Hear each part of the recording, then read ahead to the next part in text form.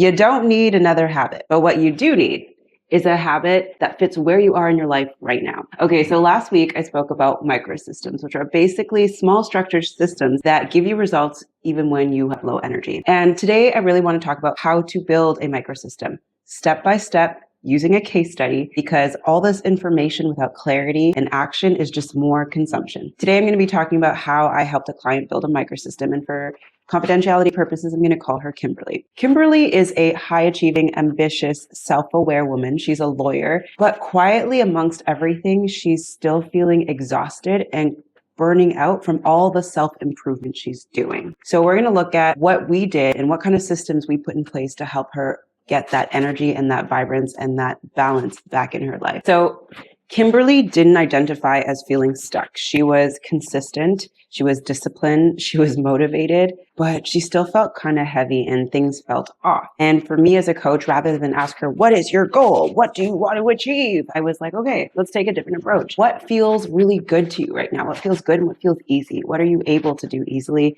and it feels comfortable to you? Question number 2, what feels really hard? Something that you'd like to do more maybe, but it still feels kind of hard. And then question number 3, what do you feel is missing from the equation to bring balance?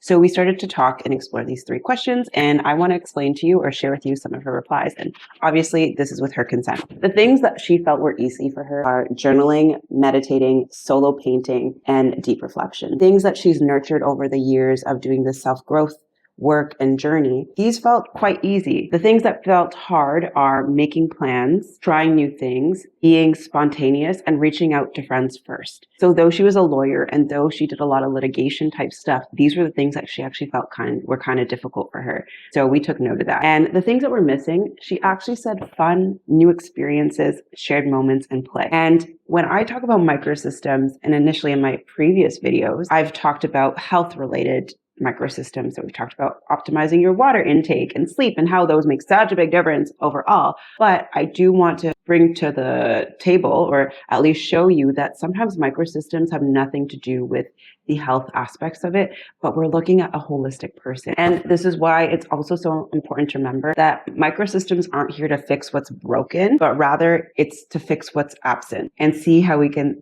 shed light on what's missing and amplify the things that you need in your life to feel more balanced, whole, and joy in your life. So once again, Kimberly did not need more discipline. She needed more aliveness. And we decided one of the key founding rules as we built these microsystems is to not have any systems that feel like homework, but things that feel aligned and are helping her move towards something that she'll actually enjoy doing. So then, when I looked at my Harmony framework, and for those of you who don't know what my Harmony framework is, you could check out another video of mine where I explain it, and I'm going to be going into each letter in my next few videos so you have a better understanding of what I mean. But for this case study purpose, Kimberly needed the O and the N from my Harmony framework. And the O is openness. She needed to be more open to ideas and experiences that she felt were hard and uncomfortable. And she also needed more nurture. She needed more connection, more community. So those were the 2 spaces we decided to spend more of our attention while we built her this microsystem that aligns with what she wants to feel more of and take away that feeling of absence for those 2 categories. So before building anything, we had to look at her energy patterns. And rather than ask her about her ideal schedule, I wanted to ask her about her current real schedule. We wanted to start tracking things in her life as they are before we go ahead and make changes and think about the ideal. So I asked her a few questions. Number 1, where do you feel most mentally taxed in your life right now? Is it just at work or are there other areas? Question number 2, when do you feel you craved the most interaction with people? What time of the day is it? What day is it? Is there a particular part of the month? And question number 3, is there a time where you feel that you want to retreat more and be more introspective and introverted? How often does that happen? Does it happen after a certain time in your week? So I asked her to reflect on these 3 things, and I'm going to share her answers with you. She felt most drained on Wednesdays. Mondays and Tuesdays were very busy work days for her, and she just felt by Wednesday she just had no energy to try and be open and talkative. She also felt that Friday evenings was when she felt restless and craved some interaction. And Sunday afternoons was when she actually felt open for experiences, but she felt kind of lonely. So it was really interesting. On the Friday, she felt restless. She wanted to do things, but she was still kind of tired. But by Sunday, after taking the Friday and the Saturday off, kind of reflect on the week and decompress, by Sunday, she was ready to do things. But then she realized she had nobody to call on to do things with. Not that she didn't have friends, but she just never planned. And by the time it got to Sunday, people might be busy. There might be things going on. And she just kind of felt left like, okay, well, I would love to do something, but now it's very last minute and I have nothing planned. After we talked about everything, Sunday became our ideal day. We weren't trying to like bust through the resistance. We were trying to find a time where she felt open, and we felt that would be the best time to start building a system around having her feel more open and nurtured around people. So back to the nitty gritty. We decided to build 2 microsystems, and I don't want to overhaul her life. I don't want to put on 5 or 6 where she felt overwhelmed, but we decided to experiment with 2 microsystems, apply slowly and implement and change and figure out to find that level of openness and nurture/connection that she's desiring. We decided every Sunday she would leave her house for one experience, and we put certain constraints in place. It has to be under 90 minutes. It has to be around or under $40, and it can't be self-improvement. So no meditation class, no building and optimizing your life, because these are things that she would do on a regular basis anyway. She was always doing courses. She was always doing talks, even during the week. So this specific Sunday for the next month, we were experimenting with this. She knew that self-improvement and development was not part of this Sunday new experience. And here's some of the list of things that we came up with that she was okay to explore with. Live music at a cafe, pottery classes, going to different art and museum exhibits, ceramic classes, going to a community event, or even just going for a walk in a new part of her city, even inviting a neighbor for a walk in the part of the city. So the goal wasn't to get her to be productive or to get her to network or be out there. It was just honestly to have new experiences. And because she's quite comfortable having new experiences alone, we wanted to ease her into having these new experiences. And then maybe she'd meet people. Maybe she would tell her friends she's going somewhere and they'd want to join. And just creating that sense of novelty and newness within her life on her own terms. And then we could look at maybe involving more people into that. So that was the first microsystem. The reason why it works is because number 1, it's scheduled. Number 2, we've already set a price that she felt comfortable with, so there's no resistance around that. And number 3, it's small enough to sustain and it's negotiable. I wasn't saying spend your whole day doing something new. We're doing it for less than 90 minutes. It doesn't have to be something major, but you're getting out there, you did something for yourself, and you're trying something different. Next, we did microsystem number 2, which was shared experiences. And we noticed something else, that she had been doing so many things alone. Like I said, this is actually a woman who had quite a few friends, but with the busyness of work, where she was working maybe like 50 to 60 hours a week. By the time she got home, she was often exhausted. The thought of driving to that part of the city to do things on weeknights was tough. And then by the time the weekend came, she was exhausted. So we noticed a pattern of doing a lot of things alone. So our next microsystem, basically meet with people at least twice a month and schedule those in. Not just meet with someone for coffee, but to meet with a friend to do something interesting. This was not to get her to go to masterminds and connect with people in that kind of way, because she's pretty good at networking for work, but it was to actually go out there and connect with her friends that she cared about.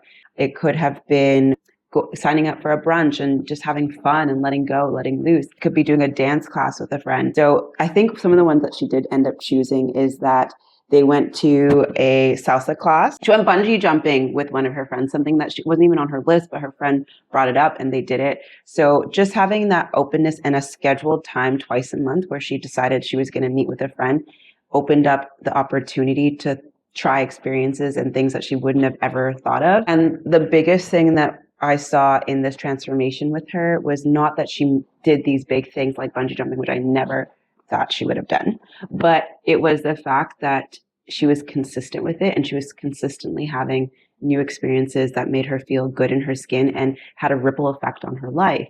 Now she didn't see herself as waiting for the invitation. She saw herself as someone who puts out a plan and intention, and she was able to execute on that, not just in work, but in a fun, fluid way with friends. And she was maintaining connections better. She felt more aligned with the people in her lives, not just having them on Instagram and connecting with them through memes, which is not a problem because I do that too. But it was just more meaningful connections were being nurtured, and she was experiencing newness in her life as well. One of the biggest things I want to talk about is about removing perfection, resistance, and a feedback loop. So one of her immediate questions was, well, what if I don't feel like it? I'm like, okay, I hear you. But the whole point of this experiment is to do it even if you don't feel like it. And that's why we created such a wide range of things that involve connection and new experiences. If you don't feel like going bungee jumping on that day, because you're on your luteal phase and you just want to crawl on the couch and be in a lump, we have an option where we thought, okay, let's just be outside on a patch of grass near her where she listens to music and just takes time to reflect. But she's leaving her house and going somewhere new. It doesn't have to be groundbreaking, but the whole point of this is to experience. And for this period of time, try it even when you don't feel like it, to see if it makes you feel better. We are scientists. We are experimenting with our lives. We're trying different things. And if we realize that at this time on my period or in my luteal phase, when I'm feeling exhausted and I don't want to go outside, I don't want to try anything new, but I have now tried this. I've tried going outside, doing something for 15 minutes, and that re-energizes me in a way that I didn't expect. We've won. We found a microsystem that you can now implement every time your luteal phase comes around. And that's what it's about. So it's more about understanding that this is an experience and an experiment where we are trying different things to see what will work in our lives to help refuel us, replenish us, and creating a feedback loop. We're not always going to feel like doing certain things. It's about consistency, trying different things. And then once we have what works, staying accountable and doing it because we know it works and helps us feel better. In terms of feedback loop, some of the things that she said, I didn't feel less busy in my day-to-day life, but I felt lighter. I felt that I had new stories to tell. I felt that